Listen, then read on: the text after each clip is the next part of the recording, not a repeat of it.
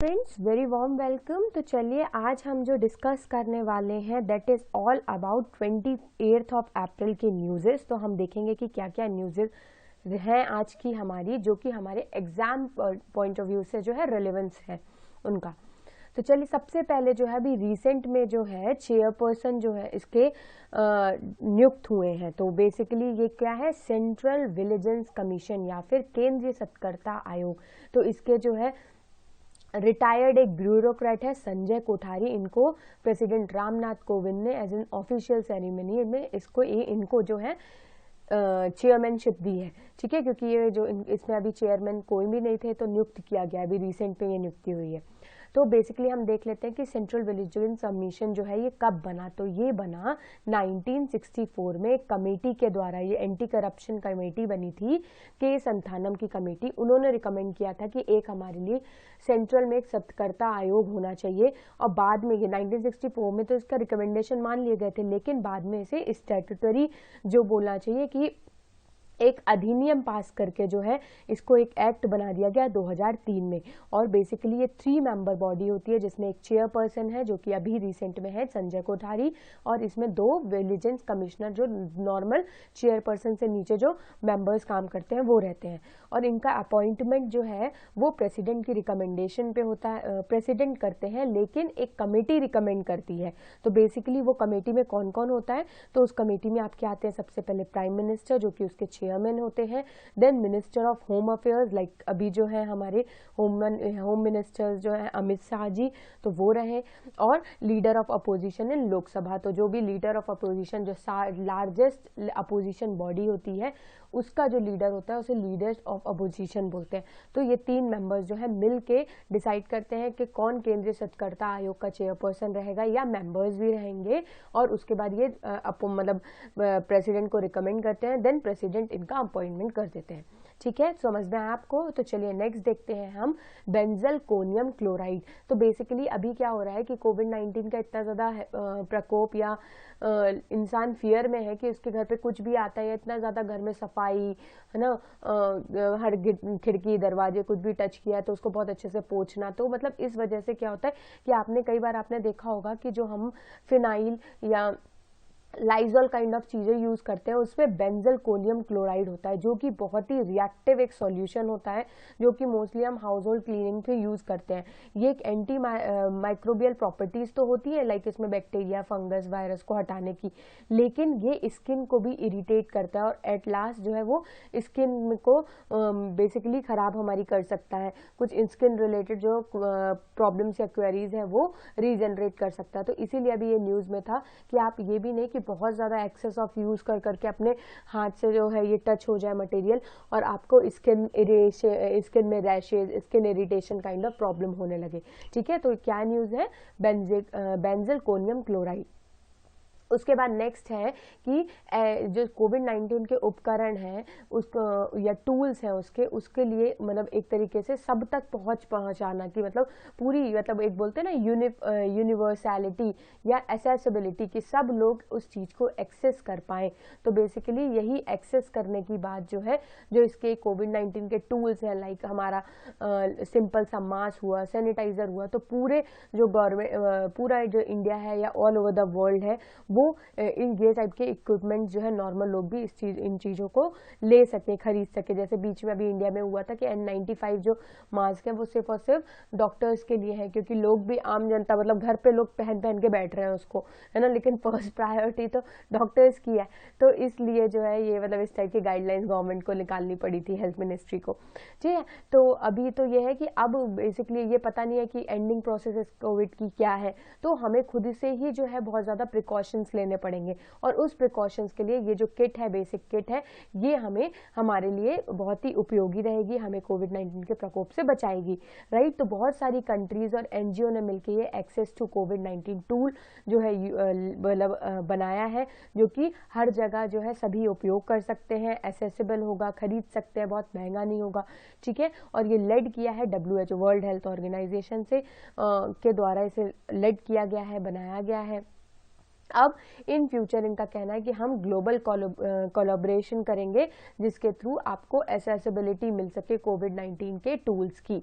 ठीक है, नेक्स्ट हमारी न्यूज़ आती है अभी CTBT। बहुत टाइम से ट्रंप जो यूएस के प्रेसिडेंट है वो बोल रहे हैं कि अपन सब तो कोविड-19 को देख रहे हैं, लेकिन चाइना क्या कर रहा है, अपने न्यूक्लियर टेस्ट कर रहा है, अपने न्यूक्लियर वेपन्स को देख रहा है, क्या वो सही बने हैं, क्या वो आर दे वर्किंग हार्ड। मतलब क्या पता जिस टाइप की अभी सिचुएशन है World War 3 टाइप की सिचुएशन ना आ जाए इन फ्यूचर, राइट। तो इसलिए जो है जो न्यूक्लियर टेस्ट जो करना है वो एक तरीके से मतलब मना है, मतलब nuclear exposure across the world जो है बैन है। लेकिन जो है कुछ स्टेट ऑर्गेनाइजेशंस या कुछ स्टेट्स या वर्ल्ड में जो कंट्रीज हैं उन्होंने इसको रेटिफाई नहीं किया है, या इंडिया जैसे लोग तो हैं उन्होंने का ज्वाइन ही नहीं किया है ना। तो इस वजह से क्या होता है कि इसमें रिपरकशंस या इसमें प्रॉब्लम्स आ जाती है। तो बेसिकली ये एक CTBT एक तरीके का ऑर्गेनाइजेशन है जो कि बैन करता है न्यूक्लियर टेस्ट एक्सप्लोजन को।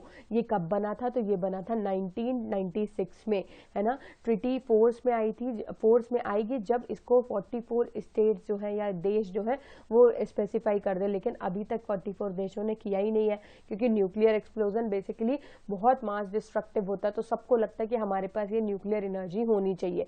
अभी तक सिंपल 36 देशों ने ही इसे रेटिफाई किया है। चाइना, इजिप्ट, ईरान, इजराइल और यूएस ने अभी भी रेटिफाई नहीं किया। बेसिकली रेटिफाई मतलब कि उनकी पार्लियामेंट इसको हाँ करके दे दे, तो अभी तक नहीं हुआ ऐसा कुछ। और इंडिया, नॉर्थ कोरिया, पाकिस्तान ने तो इसको येट साइन ही नहीं किया है ट्रीटी को। ठीक है, नेक्स्ट अभी बसवा जयंती जो है, बासवा करके एक जो साउथ इंडियन पोएट थे उनकी जयंती बनाई गई। तो कब बनाई गई, 26 अप्रैल को। ये पूरा डिजिटली बनाई गई। अब मतलब मास गैदरिंग तो हो नहीं रही, तो डिजिटल प्लेटफॉर्म के थ्रू इनको जो है सेलिब्रेट किया गया। तो बेसिकली जो बासवाना थे वो 12th सेंचुरी के पोएट फिलोसफर्स थे जिन्होंने लिंगायत फेथ, जो आपने सुना होगा कि लिंगायत कम्युनिटी आपको बहुत ज़्यादा महाराष्ट्र, कर्नाटका साइड मिलती है, तो वही लिंगायत फेथ जो है वो जो है बनाया गया था, मतलब उसकी नींव रखी गई थी बासवा के द्वारा। ठीक है, तो इसलिए बासवा जयंती या बासवा बहुत ज़्यादा पॉपुलर है, पोएट है 12th सेंचुरी के। Next, autonomous district council. Basically क्या होता है कि कुछ जो पिछड़ा वर्ग या फिर शेड्यूल ट्राइब टाइप के जो एरियाज होते हैं वहाँ पे लोकल एरिया डेवलपमेंट करने के लिए एक ऑटोनॉमस डिस्ट्रिक्ट काउंसिल का जो है सिस्टम दे दिया जाता है, ताकि वहाँ पे लोग क्या कर सके, अच्छे से डेवलपमेंट कर सकें। तो ये जो कॉन्सेप्ट है ये बेसिकली हमारे 6th शेड्यूल 6वीं अनुसूची में दिया हुआ है, जहाँ पे असम, मेघालय, त्रिपुरा और मिजोरम, यहाँ पे ट्राइबल कम्युनिटी ज़्यादा है। तो इसीलिए जो है ऑटोनॉमस डिस्ट्रिक्ट काउंसिल का यहाँ पे मतलब बोला गया है कि यहाँ बन सकती है। और बेसिकली अभी रिसेंट में ये न्यूज़ में इसलिए है कि गवर्नर्स रूल जो है लगाया जा रहा है बोडोलैंड टेरिटोरियल एरिया डिस्ट्रिक्ट में, जो बोडोलैंड असम की जो ऑटोनॉमस डिस्ट्रिक्ट काउंसिल में से एक आती है बोडोलैंड वाला एरिया, उसमें गवर्नर्स रूल लगाया जा रहा है। क्यों, क्योंकि बेसिकली यहाँ देखा जा रहा है कि इन लोग ऑटोनॉमस डिस्ट्रिक्ट काउंसिल में, तो जैसे कोविड-19 के जो गवर्नमेंट आदेश दे रही है कि आपको ये फॉलो करना है, ये सब चीज़ें नहीं हो पा रही हैं अच्छे से, इसीलिए जो है गवर्नर रूल लगा के एक बार पूरी चेकिंग कर लें, देख लें कि वहाँ पे लोगों को कोविड का पेशेंट्स तो वहाँ नहीं है, कोविड की बीमारी तो वहाँ पे लोगों तक नहीं पहुँची है। उसके बाद अगर सब कुछ ठीक होगा तो गवर्नर रूल हटा दिया जाएगा। ठीक है, तो बेसिकली गवर्नर रूल में क्या होता है, या ऑटोनॉमस डिस्ट्रिक्ट काउंसिल भी इनडायरेक्टली क्या होती है, गवर्नर के द्वारा गवर्न की जाती है, बट उसमें लोकल एरिया के भी पीपल्स का इन्वॉल्वमेंट होता है। लेकिन गवर्नर रूल में पूरा आपका जो है गवर्नर के थ्रू जो है डिस्ट्रिक्ट को एडमिनिस्ट्रेट किया जाता है। ठीक है, नेक्स्ट उसके बाद हमारा मतलब चाइना तो हर जगह से मतलब क्या बोल रहा है, परेशानी दे रहा है। सबसे पहले वो न्यूक्लियर टेस्ट भी कर रहा है, उसके बाद वो अपनी सी में जो है अवेलेबिलिटी बढ़ा रहा है, मतलब साउथ चाइना सी को एक्सप्लोर कर रहा है, यहाँ पे अपनी आर्मी नेवी को तैनात कर रहा है, क्योंकि सब लोग अपने अपने बिजी हैं कोविड-19 में, तो उसको लग रहा है कि क्यों ना हम अभी से मतलब यहाँ पे अपना जो है वर्चस्व इसमें बना ले। तो बेसिकली हमारा क्या है, साउथ चाइना सी बहुत ही ज्यादा डिस्प्यूटेड टेरिटरी है। देख रहे होंगे आप, जैसे यहाँ पे फिलीपाइंस है, इंडोनेशिया है, वियतनाम है, जो ये सारे देश क्या होते हैं, इन लोग का कहना होता है कि ये टेरिटरी मतलब टेरिटोरियल वाटर डिवाइड जो होता है, कॉन्टिन्यूअस जोन या फिर बोलना चाहिए कि इकोनॉमिक जोन, तो ये आपस में सबकी मतलब जो है कॉन्फ्लिक्ट करती है। इस वजह से जो है साउथ चाइना सी का जो इशू आता रहता है, लेकिन चाइना उसको मानने को नहीं तैयार होता है। वो अपना पूरा 200 नॉटिकल माइल्स तक अपना एक्सक्लूसिव इकोनॉमिक जोन जो होता है EEZ, उसी को वो उसको मानता है। लेकिन ये चीज़ गलत है, क्योंकि जब जैसे हमारे इंडिया श्रीलंका में भी जो 200 नॉटिकल माइल्स तक तो कंप्लीट ही नहीं होता, अराउंड 130 में तो श्रीलंका ही आ जाता है, ठीक है। तो इसी को हमने क्या कर दिया, मिड में कर लिया। तो ऐसी टाइप का एक सॉल्यूशन आपको साउथ चाइना सी में भी चाहिए पड़ेगा, लेकिन मानने को ही नहीं तैयार है कोई, तो ऐसे डिस्प्यूट चलते रहते हैं, ठीक है।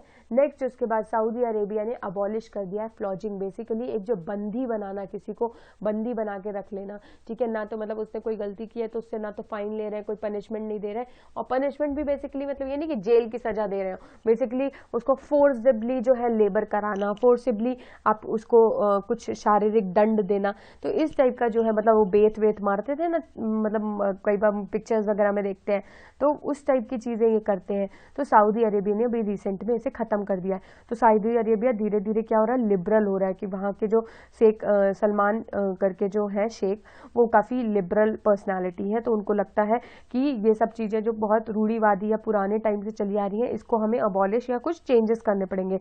लाइक जैसे वुमेन ड्राइवर्स को बैन को लिफ्ट किया उन्होंने, वुमेन जो कि permission for their males guarding to apply a passport anymore, मतलब कि जब अगर पासपोर्ट बनवाना है वुमेन्स को तो उनको अपने हस्बैंड्स की परमिशन लेनी पड़ेगी। तो इस टाइप के जो बैन्स थे उन्होंने उसको भी खत्म किया। तो उसी में से एक ये अच्छा लिबरल इनिशिएटिव ये है कि सऊदी अरेबिया ने फ्लॉजिंग को भी बैन कर दिया है या एबॉलिश कर दिया।